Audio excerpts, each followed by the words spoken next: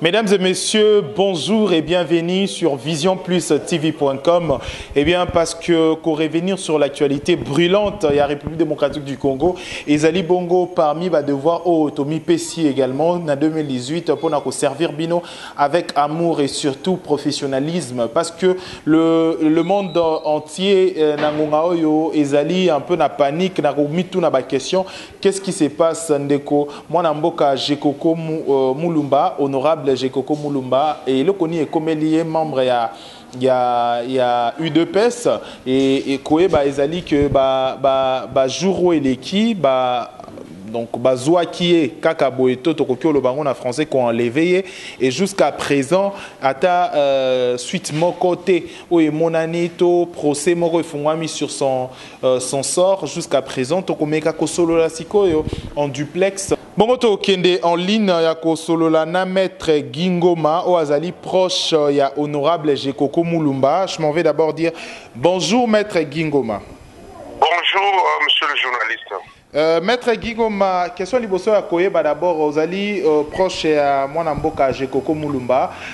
Information azali kobima na réseaux sociaux partout ozali koyoka sur lobby, hein, il serait mort mwana mboka Jekoko Mulumba. Ezali boni. Non, mais information wana ezali ya solo te. Parce que honorable Jekoko Mulumba zana ye na bomoi. Donc likambo moko te ya mabe ya lolenge wana eyeli. Atako toyebi ke bisika ezali place ya mikakatano mingi. Moi ba torture ezanga te mais akufi te. OK. Alors, est-ce que bozana ba nouvelle na ye état de santé na ye? Oui, ma nouvelle naie, lolenge ndeko naie honorable yo Mulumba ayebisa kingai. Donc ma nouvelle naie eza nango malamu, seulement ki malade ya mike mais ma nouvelle naie eza malamu. Donc muta ya suka mona ki ezaki le 1er janvier. Donc avant-hier ma nouvelle naie eza malamu. OK. Déjà na koyeba bino boza ba proche naie, boza na accès moko facile ya komona ye. Accès ezalité pour un service spécial. ANER un service spécial, le lenge ba parquet to ba tribunal ba prison.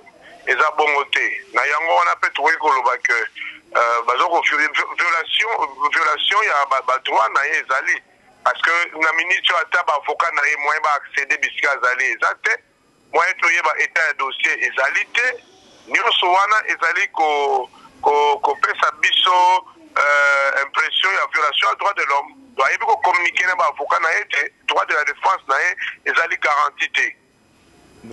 Si on a battu sur Bazali Kolanda en ce moment na diaspora, okukyo oyebi sabango nini nangonga oyo? Ben on a pas oyebi sabango. Oui, autre quoi oyebi sabango que moi na mboka Jekoko ba kanga kié je crois depuis le 10 novembre.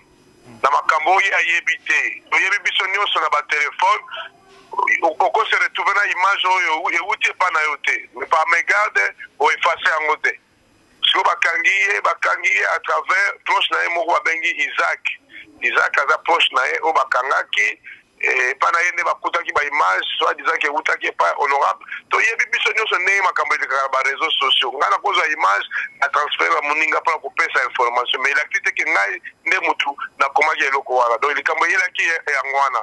Alors bazo funda pour outrage au chef de l'État mais outrage au chef de l'État mais mibeko organiser outrage au chef de l'État est clair là-dessus mais attends pour outrage au chef de l'État mais depuis le 10 novembre tingonga tilelo ata action morote salemi ba même état na parquet donc tout ce monde qui va but de droit ezali makasi procédure bazo respecter monter intention na bawo ezali ya ko punir yete sur le plan judiciaire mais comme makambo mosusu et comme kamusu dango to sengi na bato ya diaspora batika kolemba na kopesa un message ko sensibiliser bato po mboka biso en tout cas tozo ko chuter nous sommes en train de nous enfoncer davantage dans le trou. Violation des droits de l'homme est tellement que boto moi makambo leki dimanche ba marche ba chrétien bazo tirer sur de chrétiens non violentes. Bazo tirer donc mboka eza malamu te violation des droits de l'homme est tellement que ceux to fongoli misute auto bangi lelo omoni ke bato tout ba sensibiliser na koyo akende ko shoko akufi mais lobi koki pe ozala solo to yango faut fongola misu la mise pour bateau va gérer mon la mise sur l'intention ça m'a même à casse. Oui, si quoi na ndeko lobby que lobby ko kyo za la paix à solo to meka ko analyser un peu boza na accès facilité na koye ba état de santé ya mwana mboka Jekoko Mulumba. Est-ce que d'abord état physique nae état aux ali payer à santé nae est-ce que azali vraiment na ba assurance nyonso habituel nae mais tolo bana mutuna wana ke na koiko lo bateke santé na eza malamu te santé na eza malamu te azoko bela ya soza ko bela ko kufa na kufite ko bela so bela pokula soin ezalité so moi rhume to moi potala ba condition bazana ngoko na kati ba condition sanité za makasi ko suba presque ba lokomoko ko sumba ba monyoso na kati muda ko bela tendengeni donc santé na eza malamu te ya ontolobi que il faut appeler au respect ya droit ya ndeko Jekoko kolakisa na mokili mobimba ke na mboka Congo soki akomeki kozala moto ya parti ya opposition okomi cible okomi bakomi officier yo yana toloba awa par rapport à état de santé na ye tokola mo appel lobby et c'est détérioré ozomona donc les a profité mais par rapport à l'intention lobby akoki pe kokufa lobby toyebi te. Alors, Mwana Mboka Gingoma, je rappelle que vous allez mettre avocat, vous allez proche à Mwana Mboka Jekoko Mulumba. Question à Souka Yabiso Akoyeba d'abord pour Batumuso Soupe Baeba. Quand est-ce que Balobaka outrage au chef de l'État et ceux qui Balobi outrage au chef de l'État au commis prisonnier moko présidentiel to au commis Moutumoko il faut pas déférer dans l'instance moko judiciaire.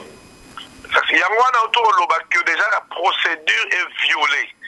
Tant bakangi yo na année ya ba service de renseignement ba OPJ pe bazana 4 tant ba constater qu'infraction ezali mais la moindre des choses c'est à déférer mutuana devant les instances compétentes ba instances compétentes na ka o ezali parquet déférer devant parquet ya compétence ya ndeko Jekoko Mulumba et koyoka et ko analyser ce qui effectivement élément au bas qu'on reprocher dans l'infraction outrage wana ezali cristallisé ainsi ba ko tirer conséquence à ko déférer libosser à juge naturel na o ko sambisa o ko peut ko condamner tout comme ko peut ko acquitter mais depuis le 10 novembre ti lelo bien bolobe mutasali outrage chef de allez-y aucune audition donc OPG ayoka donc ti akosili sakovana kulaka OPG anakoyoka yekaka na le sermenté na monde mobimba ezalaka te yango wato tirer conclusion que a commis prisonnier présidentiel wana eza acharnement wana eza sous droit te ekomi wana ekomi basentiment eza sous droit te po droit esengeli kolanda barègle de procédure. D'accord. Merci, voilà. Merci Mwana Mboka Gingoma. Comme na biso na souka question et ya koyeyo koloba. Est-ce que Mwana Mboka Jekoko a souffrir na trahison moko déjà ba proche na e pona ko arrestation na e? Bon na koki koloba na lubongo te. Au moins ba service de renseignement ba koki pe ko utiliser ba proche nyonso bazana état d'esprit mon côté. Mususu okoki ko grimacer boy a paniquer. Ozomona ba nyonso bakanga bango te. A paniquer peut accéder à ma information, ma téléphone et tout. Donc, na koki kolobate qui va trahir été. Mais on a condamné kaka ba procédure bazona ndawana.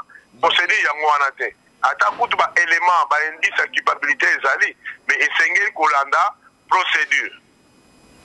D'accord. Merci Mwana Mboka Gingoma pour la disponibilité nayo et surtout ya kopesa biso temps nayo pour na kopesa information à ba congolais nyonso balandi biso na diaspora en ce moment et à na Kinshasa. Ngapela c'est permis pour na opportunité pour pesa ngapa ko éclairer opinion. Donc ndeko Jekoko a profité azali na en vie mais situation sanitaire na ezali malamu te.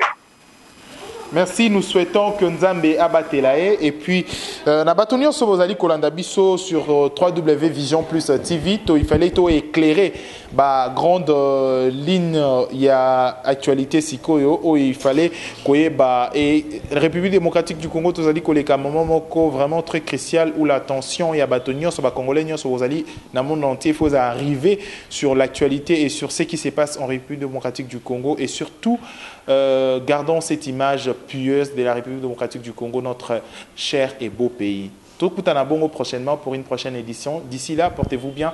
Merci à Dodi, l'enfant gâté, pour la prise de vie. Egler Clac Nyoka pour la montage. Et Tokutani bongo prochainement pour l'édition Moussousou. Meilleure vie et bonne année 2018. Au revoir.